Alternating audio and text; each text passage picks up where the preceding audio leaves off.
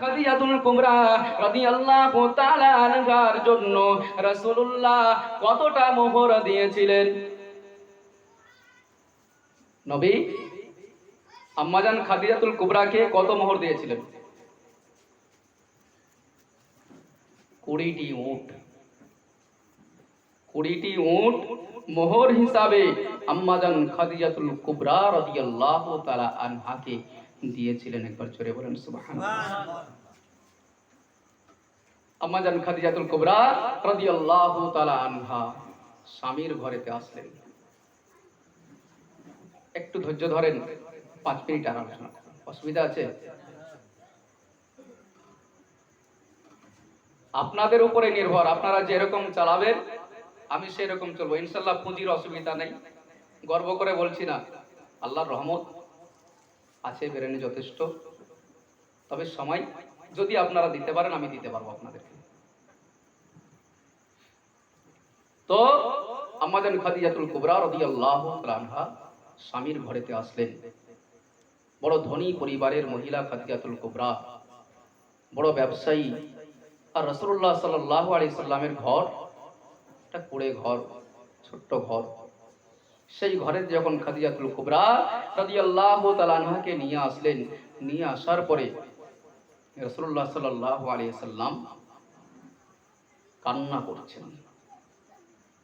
ভাইরা আমার, বাবাজিরা, সোনার মানিকেরা আমার, কিতাবের বর্ণনায় লেখা বিশ্ব নবী সাল্লাল্লাহু আলাইহি ওয়াসাল্লামের চোখ দিয়ে পানি গড়িয়ে যায়। আম্মাজান খাদিজাতুল কুবরা রাদিয়াল্লাহু তাআলা আনহার নজরটা পড়ে গেল। দেখে প্রিয় স্বামী মুহাম্মদ সাল্লাল্লাহু আলাইহি ওয়াসাল্লামের চোখ দিয়ে পানি গড়িয়ে যায়। আম্মাজান খাদিজাতুল কুবরা রাদিয়াল্লাহু তাআলা আনহা জিজ্ঞাসা করেন, ওগো আমার প্রাণের স্বামী, আমি কি কোনো বেয়াদবি করে ফেললাম নাকি? আমি কি আপনাকে কষ্ট দিয়ে ফেললাম? কেন আপনি কাঁদতেছেন? ওই সময় আল্লাহর নবী দিন ও দুনিয়ার বাদশা বলেছিলেন, খাদিজা রে, তুমি আমাকে কোনো কষ্ট দাওনি, ব্যথা দাওনি, বেদনা দাওনি।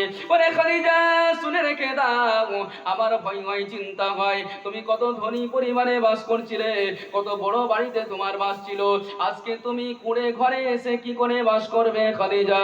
তোমার এত ধন সম্পদ নিয়ে না থেকে তুমি আমার কুড়ে ঘরে আসলে খাদিজা, তুমি কি এই কুড়ে ঘরে মানিয়ে নিতে পারবে খাদিজা? খাদিজাতুল কুবরা রাদিয়াল্লাহু তাআলা আনহা বলেছিলেন, ইয়া ওগো আমার প্রাণের স্বামী, যদি এটাই হয় আপনার কান্নার কারণ, আমি খাদিজাতুল কুবরা রাদিয়াল্লাহু তাআলা আনহা জানিয়ে দিলাম, আজ থেকে আমার যত ব্যবসা বাণিজ্যের মাল রয়েছে, যত ধন সম্পদ রয়েছে গো প্রাণের স্বামী, আজ থেকে আমি সমস্ত ধন সম্পদগুলি আপনার কদমেতে সঁপে দিলাম। এখন জোরে বলা যাবে না সুবহানাল্লাহ? ভাইরা আমার, বাবাজিরা, যেরকম ছিল বিবি ঠিক সেই রকম ছিল তার স্বামী। আমরা যদি পেয়ে যেতাম, ভাবতাম বড় একটা বাড়ি করব, না হয় একটা গাড়ি কিনবো, না হয় আর কিছু করব, জমি জায়গা করব।